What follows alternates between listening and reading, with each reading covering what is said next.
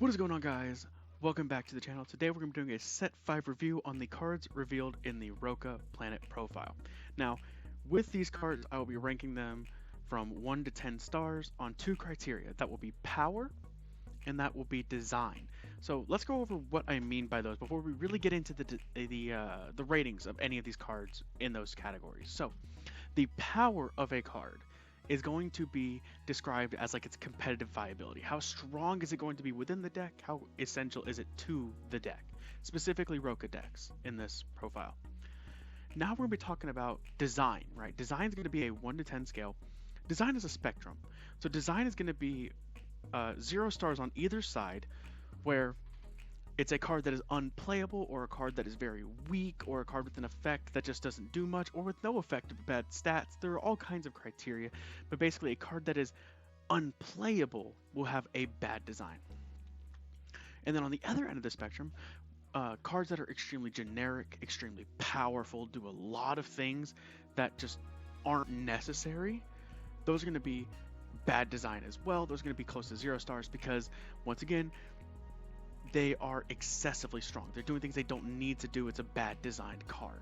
So when we have a high design, we're talking about a card that's not generic per se, but is also not bad, right? It's something that's a little more specific than a lot of the poorly designed cards, but is also going to be strong in its own standpoint. So let's get right into the review here. The first card we're going to have is FEATHAMMER. Now, FEATHAMMER is a really interesting card. It's a 4-star Rokah creature, 250 power, 110 health.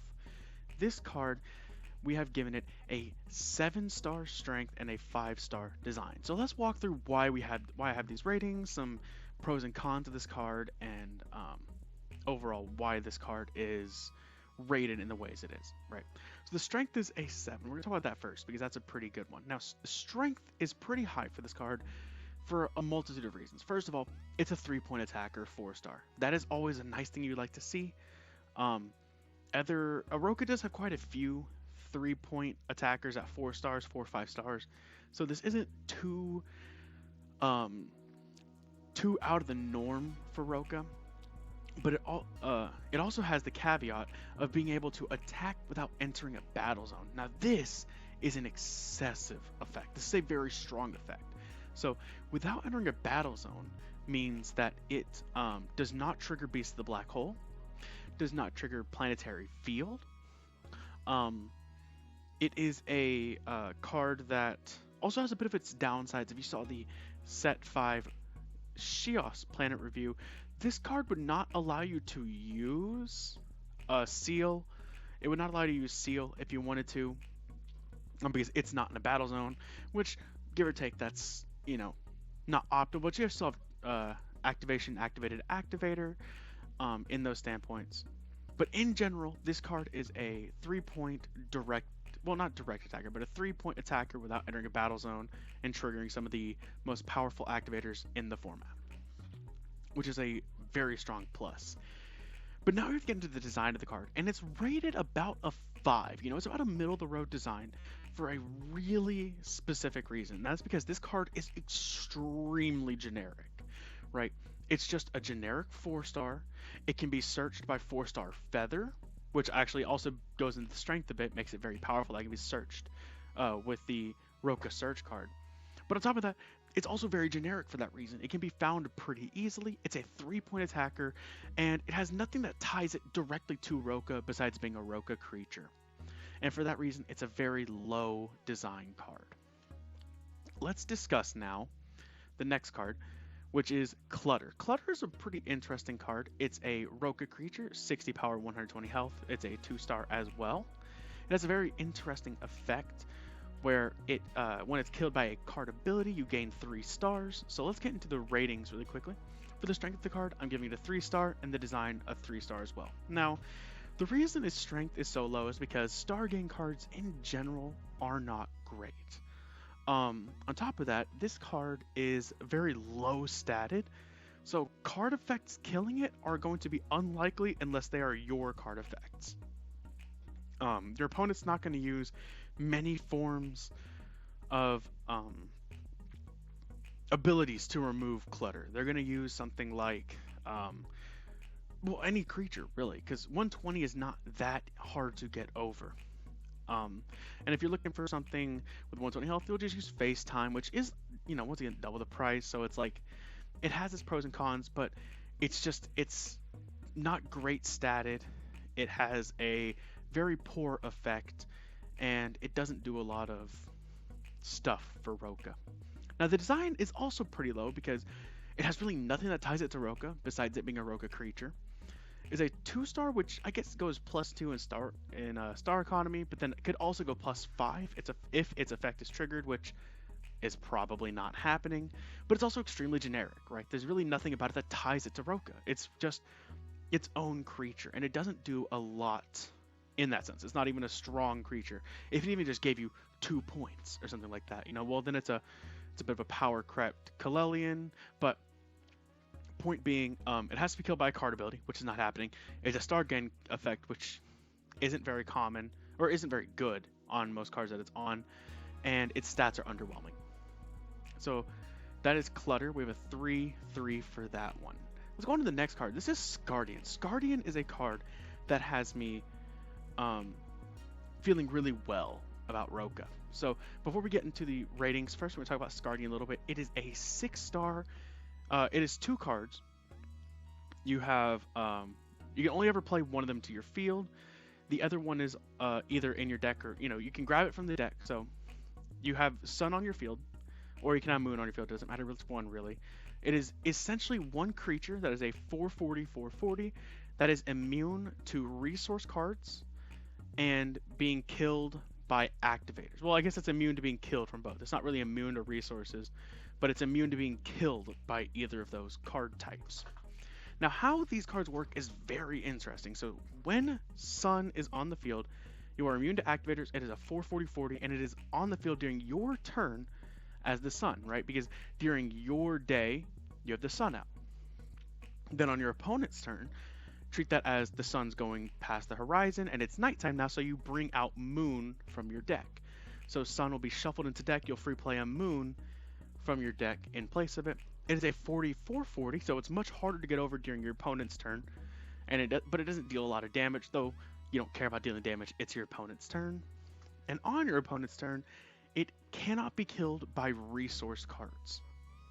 Then at the end of your opponent's turn, treat that as the Moon is falling past the horizon, and then the Sun is coming back up again. So you'll take Moon, you'll shuffle it into the deck, and you'll free play a Sun from the deck. So my rating on these cards is a 9-star strength and an 8-star design. Okay. This card is very powerful. It is extremely overstated. It is essentially an 880 stat card for 6 stars. It is immune to 2 card types, which are extremely common in the game, and is just something Rokah needs. Rokah really has been struggling to find big creatures, and if anything, this is the exact same power as Dark Matter Dustrog, while being 2 stars cheaper, with a much greater health stat, and has immunities, right? This card is insane in those regards. Now, there was a really big issue with Scardian when it first came out, and that is, well, if you read the card, it's extremely generic. So, it's not rated low on design, because Zach has given it an errata. This errata is you can only have 1 Scardian. That's pretty much there. This cannot be killed by activators. I just took the picture for Sun, the errata from there. Now, this part of the errata is on both cards, and that is if Rokah is your planet, then you do the Scardian shuffle, right? You swap the Scardians only if Rokah is your planet. So it removed how generic the card was, that it could just work in any deck. It removed that to make it basically only working if you're playing Rokah, so for Rokah's purposes, which is what we're looking at, this is still exactly the same as it was before. And actually even better, because your opponent isn't getting to play these unless they're playing Rokah as well. At least they can play them, but they won't get the shuffle effect. They won't get that, 4/40/4/40. So just looking at this card, this is a ridiculous card. Strength-wise, and design-wise. It's well designed in being just a Rokah and having really cool effects. It has a really interesting stat line, and once again, it's not even overpowered in the sense that your opponent can easily get around Scardian, right? If they play an erratic void whenever you swap from Sun to Moon, or if they play any form of attachment like a KO, if they use a double-sided spear, there are lots of ways to get past these cards. So these cards are very interesting, very strong, and something that Rokah really needs. Design-wise, they look really nice, and they are no longer generic, so we can be happy on all fronts. This is a very good card made by Zach, and as a Rokah player myself, I am really happy to see that this card is made. Gives Rokah a lot to look forward to. So let's move on to the next card, though. Floating Temps of TEMPFLOATY. So we are getting some TEMPFLOATY support. We are looking at a 7-star, 340, 100 Rokah creature with a very interesting effect, which we'll get into when we look at the strength and design of this card. So 4-star strength, 6-star design. Now, the strength is really poor because though the effect is interesting, right? What the effect says is you can free play this handed card by killing all other handed cards, all of your other handed cards, right? At a minimum of 1. So you have to be able to kill at least one other card in your hand to play this card. And then when you do free play this card, you can play 1 Galaxy permanent resource. And if you have another TEMPFLOATY card, this any other zone TEMPFLOATY card, this gains 300 health. So how this is designed to work is you free play this by killing your whole hand. Then you will free play a floating temple of TEMPFLOATY. And then once you have free played it, you will this creature will be a 340 400. Now those stats are cool, but Floating Temple of TEMPFLOATY is not really interesting. Now I will say that this card, killing your entire hand, allows you to use Floating Temple of TEMPFLOATY's effect, which basically lets you gain 1 point and 2 stars if you use its effect. So if you use its effect, you gain 1 point and 2 stars. So you can only use it when you have an empty hand. So this helps you use the Floating Temple effect. The only issue is, once again, this card isn't great. It's overstated. So Floating Temples of TEMPFLOATY, as we just discussed, is you gain 1 point, gain 2 stars if you have an empty hand, which this really does set up quite well. And then this becomes a 340 400, which is overstated. It's a 7-star with 740 stats. The issue is that you have to have a zoned permanent resource, which is not generally a good strategy. Because then you're looking at cards like Serpent, cards like Gabostrus, cards like Calamask, cards like Sky Kazarak. There are lots of cards in the meta that just deal with that permanent resource, and then this thing is a 340 100, and that gets killed by a ridiculous amount of creatures. So in that regard, this card is not great. It can be decent if you play this one with another Floating Temps of TEMPFLOATY. If you have 2 on field at once, then you have 2 340 400s, which is pretty interesting. But once again, that's going to cost you 7 stars, or that's going to cost you 14 stars for the pair. Or you could free play one, I guess. You could just cosplay one, free play the other. So 7 if you have the pair in hand, which is fine, I guess. It's not like it's optimal, and it's definitely not worth running for that single combo. But other than that, this card it's not great. But if if Floating Temples get any more support, this could be a really interesting card. So let's move on to the next card here. Next card we have Kinzeki, which is a 180 4-cost Rokah creature. Now we're gonna hop into the ratings really quickly. It's a 3-star strength, 2-star design. So let's talk about why, right? 3-star strength, it has decent stats. 180 is not bad for a 4-star. It's 360 total. It's a little understated, but you expect that with a lot of the effect-based creatures, right? issue is it's just not great. When you look at its effect, if you have no other handed cards, you can free play this handed card and draw one card, right? So basically, this works decently well with what we just talked about, floating temps of TEMPFLOATY. Because if you play that, you sack your entire hand, right? If you top deck for turn a Kinzeki, right? Then you can free play it, draw a card, right? So you just go net neutral. Well, I guess you go +1 because it's on field. So you go +1 for that for free, but you have to have no cards in hand. So you're technically going +1, but you're going into a one-carded hand still. So it's not great.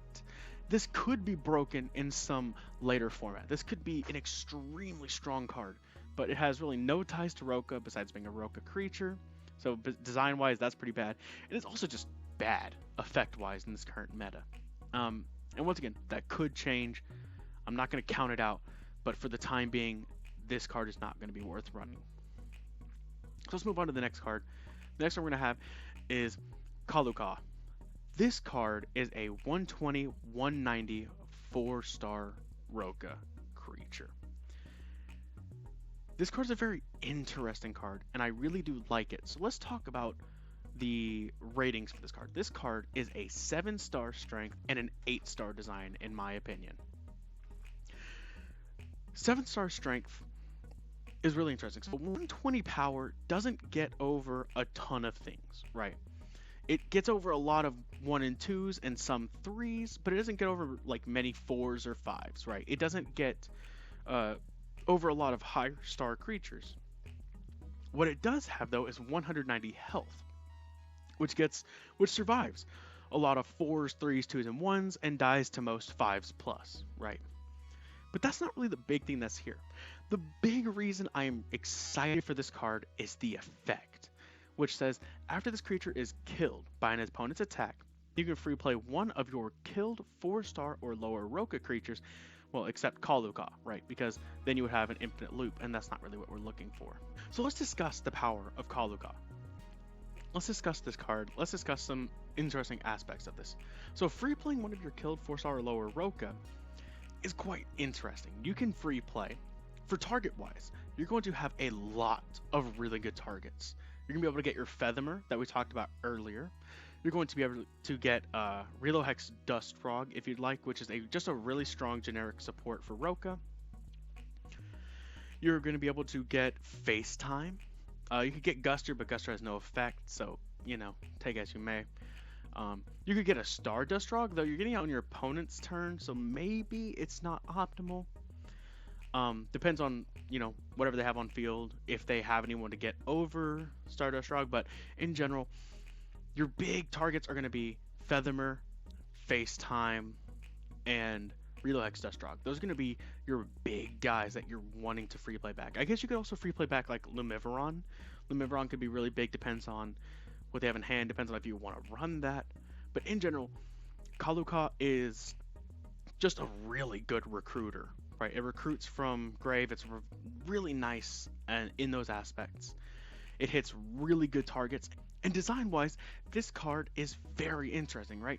Because it's got many ties to Rokah, and, well, being a Rokah card is something, but that's not really too specific to Rokah. But it free plays Rokah creatures, and it free plays Rokah's biggest card pool. The biggest issue Rokah really has right now, and has had for a while, is its star economy. A lot of its cards require your turn stars to play.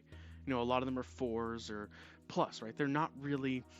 Rokah doesn't have a lot of cheap options. So the fact that CLUTTAR can bring back any of your 4-stars and can, you know, help your economy a bit, it's going to be a very, very useful card in that respect. And it's well designed, well statted, really like it. Let's move on to the next card. Eye of Evilness. So this card is a resource card. It has an effect that says kill one revealed card in your opponent's hand.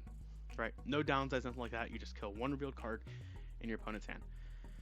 For this card, I'm giving it a 9-star strength and a 9-star design. Now, design I could be overrating. The strength of this card is just really good. So let's say you're playing Rokah, right?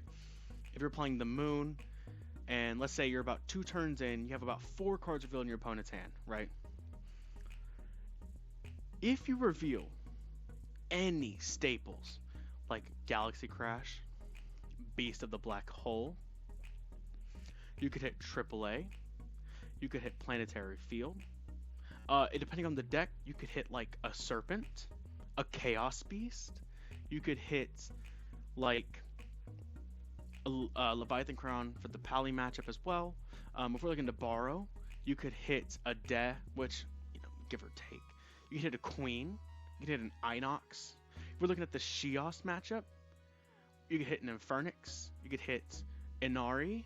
You could hit Meltalon. And back to the staples, I guess you could also hit Pelfam because I missed that. You could hit Phantom Matter. You could hit a Spoons.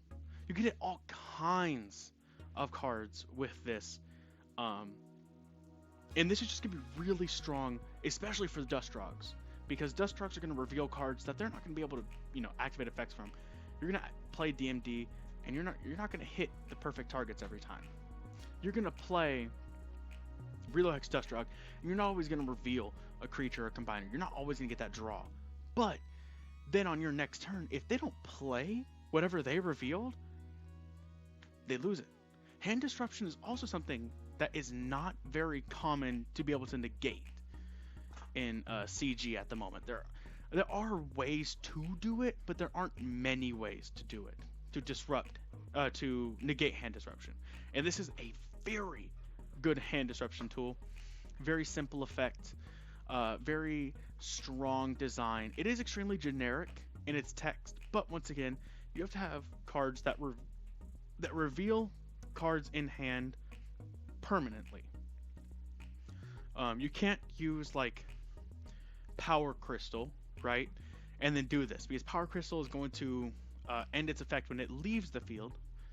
So then their hand's no longer going to be revealed. So you can't just use Eye of Evilness. Eye of Evilness isn't like an activator that it can activate in response. It is something that they have to have something revealed. So this is a really strong Rokah tool. I think it's going to be a Rokah staple. It's going to be similar to Mellow Rock Valley in that sense. And I just love this card. So let's move on to the next card revealed here. We have Angry Totem.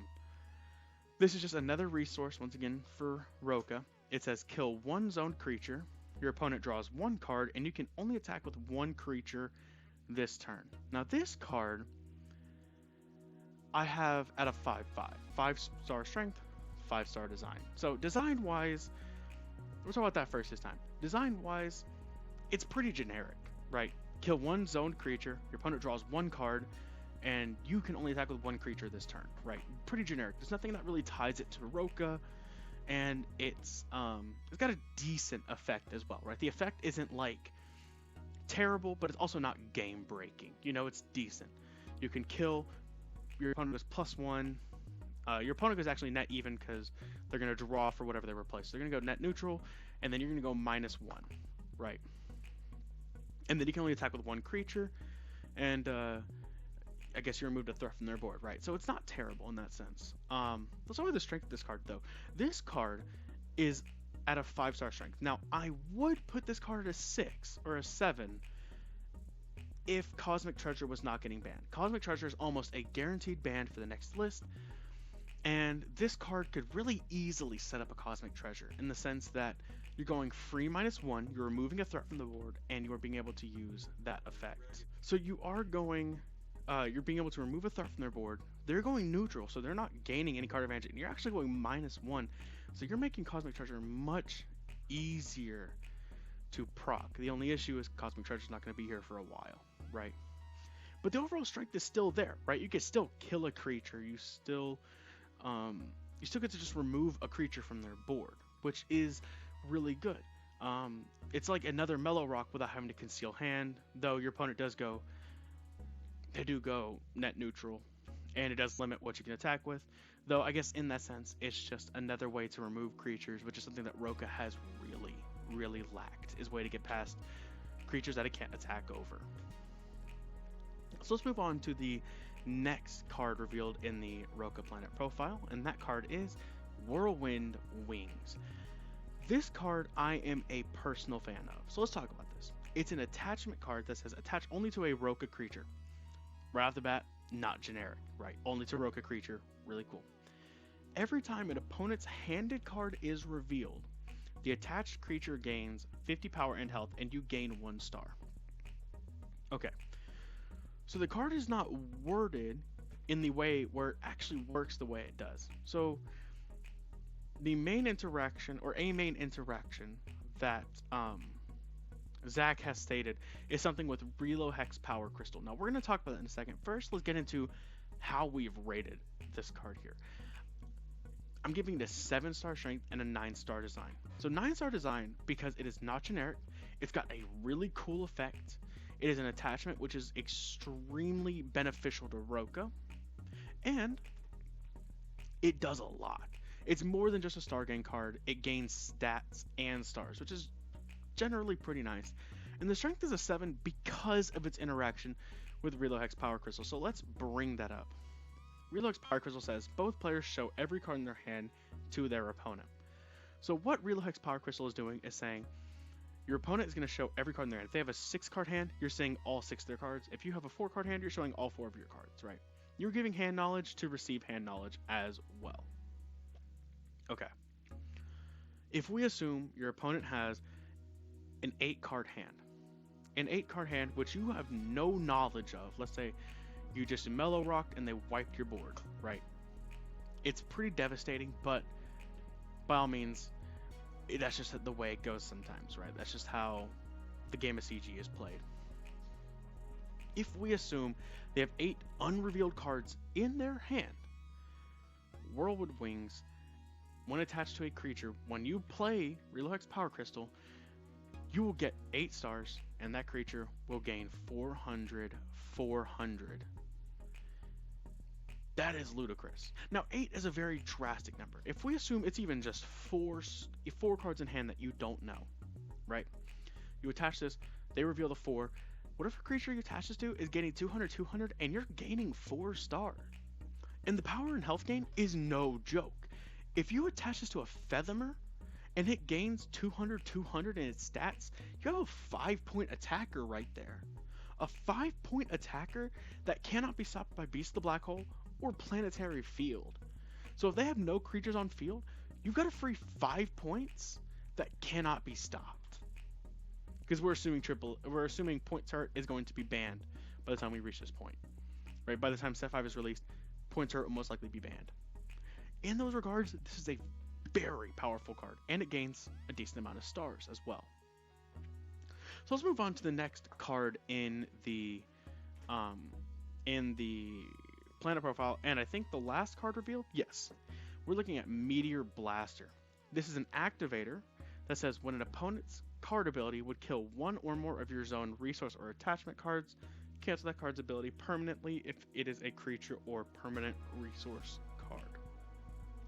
Okay. Rating wise, this is a 4 strength, 5 design. Now the strength is interesting. I gave it somewhere between 4 and 6. I gave it somewhere, it's either 4, 5, or 6 star. It depends on the format it comes into.